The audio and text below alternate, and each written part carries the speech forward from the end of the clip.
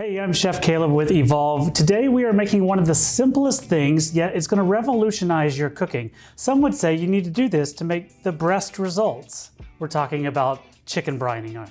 It is the essential element to the perfect chicken breast. So let's get started. We're making half a gallon of brine, so we're going to start with 1 quart of water, 1/3 cup of salt, and 1/4 cup of honey. I use honey because I like the way it tastes and it's readily available. Heat and stir.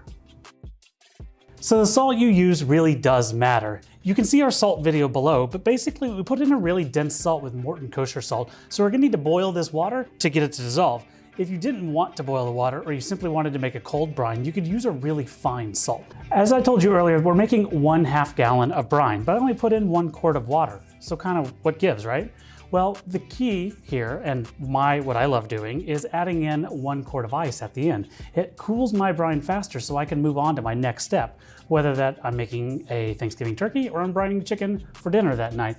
I just want to move things along a little faster. So using ice to cool it down and dilute it at the same time is a perfect solution. So our water is boiling and all the salt and the honey or the salt and the sugar, whatever you're using, is dissolved. Now it's time to either put it in your refrigerator if this was a normal recipe and let it cool before you actually started brining anything, or you can add ice, which is what I do for this recipe. It cools it down much, much faster, and then we can start brining.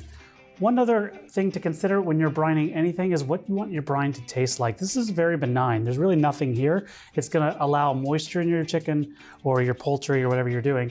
But you can also add in like flavoring, like garlic or herbs or thyme. So thyme is a standard for me, so I always add in thyme for anything that I'm brining. So a couple sprigs of thyme and then put your brine in there, making sure that your brine is cool, because if your brine is hot, you're gonna start cooking your chicken. So the chicken that I used is a really thin chicken, so it doesn't take very long, maybe 4 hours. You can do it the day before.